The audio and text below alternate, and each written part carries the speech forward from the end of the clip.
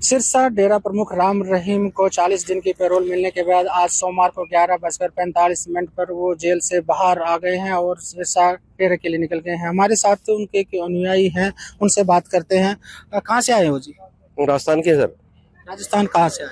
तारानगर चूरू। तो काफी दूर से आए हो क्या? बाबा के दर्शन करने आए थे क्या? मैं दिल्ली जा रहा था और रास्ते में जब ऐसा मैसेज मिला और आपकी सिक्योरिटी यहाँ की देख करके कि गुरुजी जा रहे हैं तो मैं रुक गया, क्योंकि जिस प्रकार से वो जा रहे हैं तो दर्शन जरूर कर लें।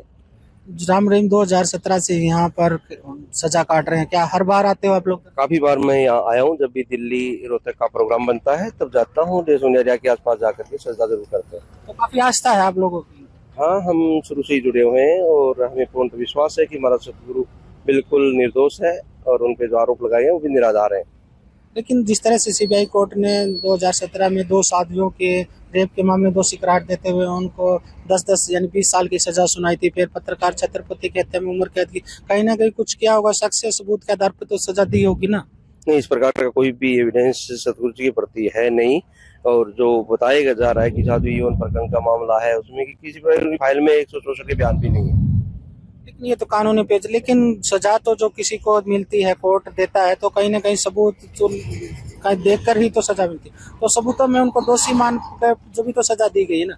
नहीं, आजकल न्यायपालिका भी, पहले न्यायपालिका फ्री हुआ करती थी, आजकल न्यायपालिका भी फ्री नहीं है किसी का। तो आप तो न्यायपालिका कोर्ट पे भी सवाल उठा रहे हो? नहीं, सवाल हम नहीं उठाते, लेकिन कुछ दबाव होता है कि जो कारवां बढ़ रहा था डेरे सिरसा का, उसको लोगों को अच्छा नहीं लगा और काफी लोगों ने उसका विरोध किया, इसलिए उन्होंने ऐसा कर दिया। लेकिन जो जितने भी इन्होंने आरोप लग रहे, दोष सजा काट रहे, उनको कोई दोषी आप दोषी ही नहीं मानते? दोषी है ही नहीं। और तो दोषी सत्य की जीत होगी, सत्य की जीत होगी, जल्दी ही ये सारा कुछ खुलासा हो जाएगा। ये जो वोट बार बार वो चुनाव के समय बाहर निकलते, क्या वोट बैंक के लिए बीजेपी इस्तेमाल करती है राम रहीम? नहीं, ऐसा कुछ नहीं है। वोट बैंक का तो हम डेरे सिरसा की एकता के साथ में देते हैं, किसी को देना हो चाहे।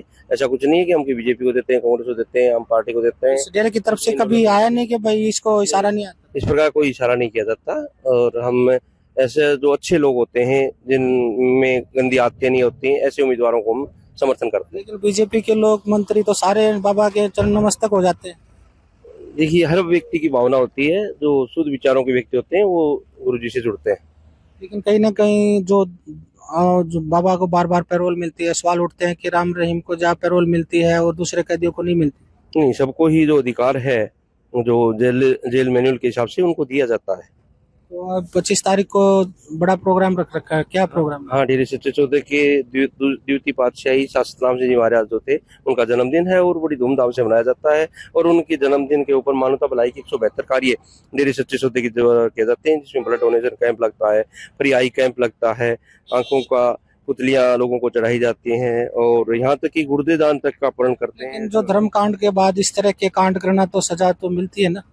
नहीं, कर्मकांड ऐसा कुछ नहीं करते, वो अपनी खुशी से एफिडेविट देकर के ये सारा कुछ करते हैं। यानी जो कांड किए हैं उसकी सजा तो भुगती नहीं, कांड ऐसा हुआ ही नहीं है। डेरे सिरसा में इस प्रकार की कोई शिक्षा नहीं दी जाती, क्योंकि गुरुजी जब नाम गुरु मंत्र देते हैं डेरे सिरसा की 47-48 से जब स्थापना हुई, उस टाइम से लेकर आज तक ये 3 ही वचन लिए जाते हैं कि पर स्त्री पर पुरुष का परहेज रखा जाता है, दारू नहीं पी जाती, मांस अंडे का सेवन नहीं किया जाता। क्योंकि बड़े गुरुजी बताते हैं कि आपके जो बड़े आपसे बड़ा है वो बहन भाई के बराबर, माँ बाप के समान है, बराबर का है, बहन भाई के समान है, छोटे बेटे बेटी के समान माने जाते हैं। तो इस प्रकार की शिक्षा जब इतनी करोड़ों लोगों को देते हैं तो खुद का ऐसा करना इम्पॉसिबल है।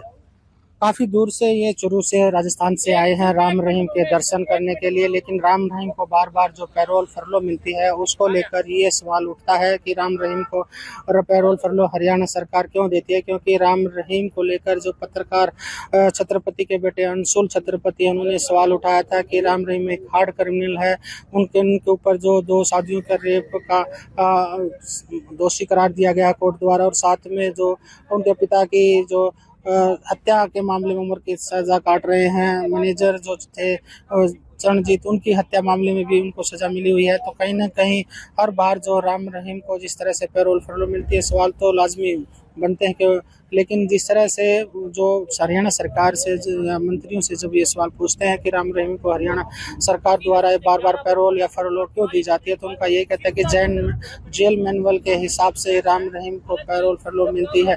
राम रहीम 15वीं बार जेल से बाहर आया है। अब देखना होगा कि राम रहीम अगली बार किस समय जेल से बाहर आता है।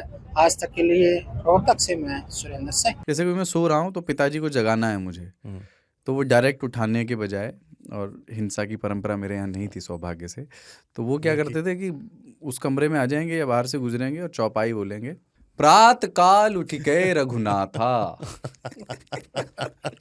मात पिता गुरु नावई माता। कभी कभी मैं गुस्से में उठ करके अरे पापा, चरण स्पर्श किया और सो गया। मैंने कहा अब मत उठाना।